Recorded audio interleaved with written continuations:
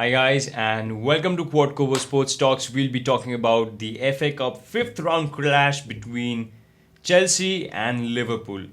So it has been a really surprising scoreline, and also at the same time it wasn't that of a surprise. So here's how. So before we begin breaking down the match in different segments, consider subscribing, and also if you like it, give it a thumbs up and share this with your friends. So let's begin the segmentation with the stats. So when it comes to shots, Chelsea led the way with 17, whereas Liverpool was at 14. Shots on target 7, Liverpool 5. When it came to possession game, Liverpool had 59, whereas Chelsea had 41. Number of passes 542, and Chelsea had 401. So these are boring stats. These are boring stats, but the game panned out really well. The game was actually something which Chelsea fans are going to cherish because there wasn't like other than the starting first 10 minutes or 15 minutes, rest of the time Chelsea had a great game. Chelsea, in my opinion, I thought Liverpool is going to take the revenge of the last defeat at Watford on Chelsea. So, but the story was completely different when at the end of the 90 minutes. So let's break it down. Uh, First of all, when it comes to Chelsea, we need to start talking about Billy Gilmore. It's his third appearance in the senior squad, and what a game that Scottish lad had! What a game did he had! Like he was, he was basically playing in the position of Jorginho with 4-2-3-1. That was the position. At least that's what it looked like. Chelsea was playing in, and he was playing alongside Kovacic. Gilmore had an awesome game because they were hard on tackles. He like the best way to describe his game would be neat and brave game because he barely missed any passes. Most of his passes were completed, and there were numerous tackles by which he actually retained the ball or snatched the ball or maybe destroyed some kind of a counter attack. But overall, that lad, 18 years of age, had an amazing game. Whereas in Liverpool, uh, they did try to play the backups in the Premier League, but it did not actually turn out to be fruitful. But in my opinion, Neco Williams had a great game. He cleared a few good balls, strung a few good passes, and also uh, was in the right position at the right time to save a couple of attacks and neutralize a couple of counter attacks. So that lad also had a good game. Curtis Jones, in my opinion, could have had a better game, but yes, his second half was better. But in the first half, I just could not see him. His impact was almost nil in the first half. Next, let's talk about Kepa, the assistant manager of Chelsea, I suppose. Barring all the nonsense, Kepa had a good game, a pretty great one indeed, because there was a situation where he had to make three back-to-back saves. He also saved one from Mane. He saved a couple of other goals, a couple of other shots, and his hands. He gripped the ball, and it was in safe hands. But uh, Kepa had an unexpectedly good game, considering he was not a favorite for being the number one of Chelsea for the last 7 games. But he did prove his worth with crucial saves, which actually turned out to be very important because there could have been a chance where Liverpool would have equalized and then defended, and then it could have been a draw, and you know what, you never know what happens. But those saves were really critical, and three back-to-back saves, and that too from inside, like that too from shots from inside the penalty box. That guy literally needs some kind of credit.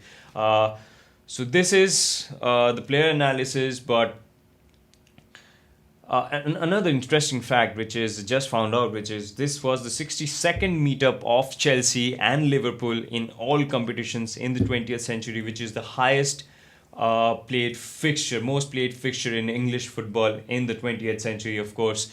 Uh, so let's talk about the match. Let's divide the match into a few segments. Let's talk about the first 10 minutes or the first 15 minutes, which was, to be honest, pathetic for Chelsea.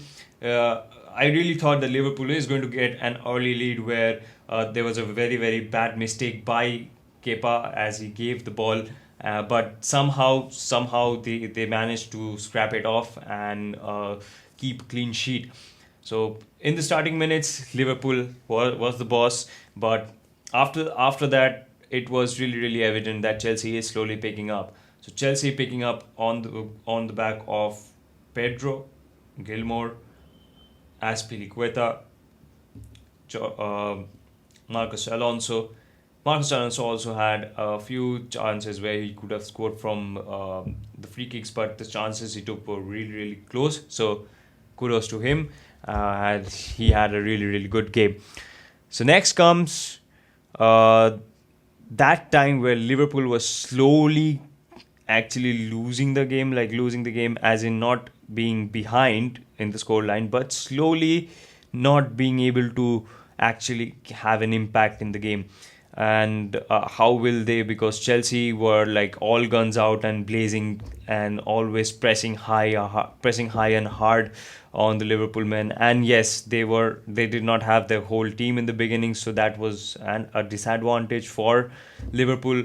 But that's what Liverpool wanted. They wanted to play the reserves basically in the Premier League. In the main team did not play. Clearly, the main team did not play. Van Dijk, Gomez, yes, that's good. Mane is a starter. He played. Takumi, not a starter. Origi, not a starter. There was no Chamberlain, no Robertson. Like Curtis Jones was playing. Fabinho was playing. Lallana, Robertson. Yes, there was no Henderson. I mean, no Trent. Williams played. Had a great game. Okay, so in the first half, there could have been a lot of chances. There could have been a lot of opportunities, but in the first 15 minutes, Chelsea did play pathetic, but they got a goal, which was kind of the fault of Fabinho in the first place, and also the goalkeeper Adrian, because that was a clean save. Even if it's not a save that could have been a deflection, because the way he actually positioned himself and positioned his hands, that was very very susceptible to a bad deflection, and the ball might go into the back of the net. And guess what happened? Exactly, that's what happened. The position of his hands were really really not on point, and actually in that level of game, that these kind of mistakes are not accepted. Even if you are the second choice goalkeeper, it's not expected from you. The first one he saved from Willian, but the second shot he could not save.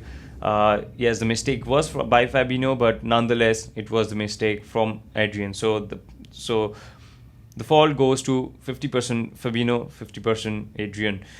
So that's how they considered the first goal. But slowly, Liverpool actually started losing the game, and slowly Kovacic, Ross Barkley, we'll talk about him in a minute. Kovacic, Ross Barkley, Gilmore actually caught the game by the scruff of the neck and made sure that Liverpool is not going to do anything with the ball. Though they could not retain the ball as much as Liverpool, but they did something, and what that was actually playing with their hearts out and not giving a breather to Liverpool so that they can do something with the ball. Liverpool, yes, had most of the possession, but with most of the possession, they could not do anything about it. So, and they also missed a couple of chances, which was really, really crucial. But rather than missing chances, there were a lot of places where they could have created those chances, but they didn't. They passed the ball somewhere else, which Chelsea was doing in the first half, where Pedro had a great chance of scoring from the left hand side. I don't know if in that level you can't use your left foot with confidence. I don't know when you will. That was clearly a goal.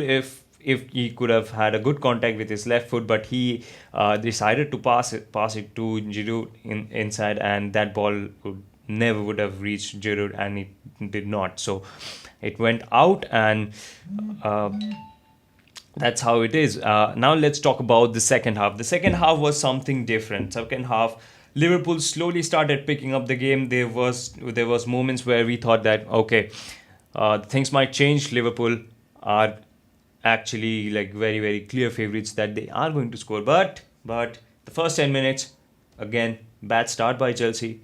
Not really bad as this first half, but typically.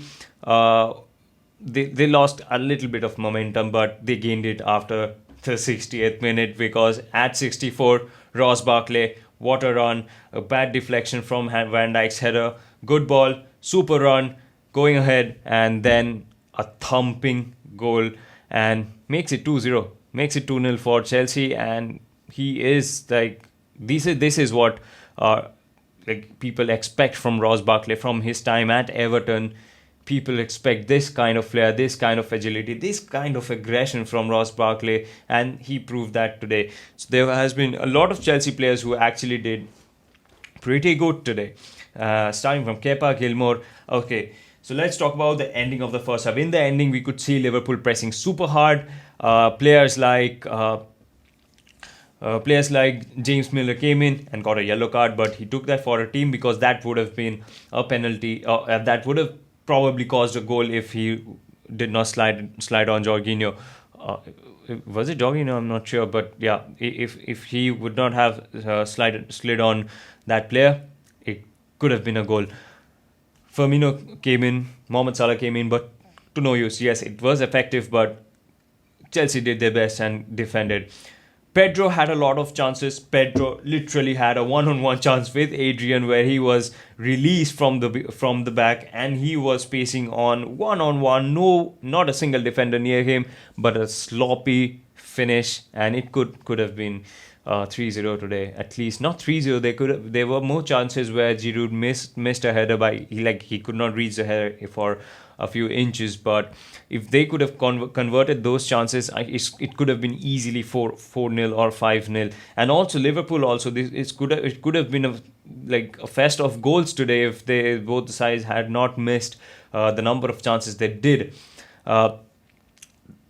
Pedro really had a great game. He was like a he was like a workhorse. He was like a workhorse, and he was all over the place. From the left flank, he was dropping deep downs to defend. He was defending, acting as a layer in front of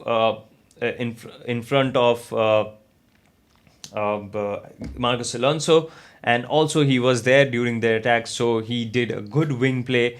Not really LM that he played, but he played as a, I don't know what, he was everywhere. Come on. Next player I want to point out is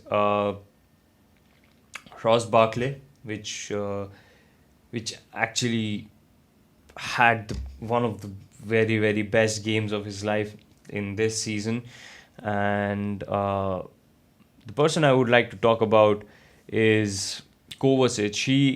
He had a good game. He had a good game, but he needs to improve a bit, because recently his performances, like from the Kovacic that we actually love watching, I could not find that like particularly in the second half. But this is something very very concerning for Kovacic, that he might not be actually in that good of a form.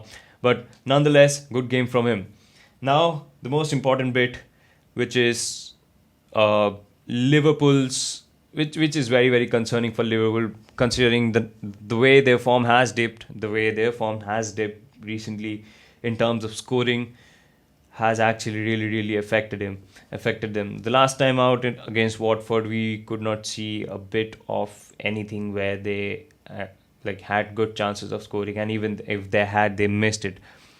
So in that way, it's really concerning. And I've been talking about Liverpool's this attacking faults for the last couple of days, around 3 or 4 days. But This is really concerning to Liverpool, and Klopp must find out a way, do something. But like, let me be honest with you, the league is done. The league is done. Liverpool, if they do not like screw up real bad, they are going to win the league.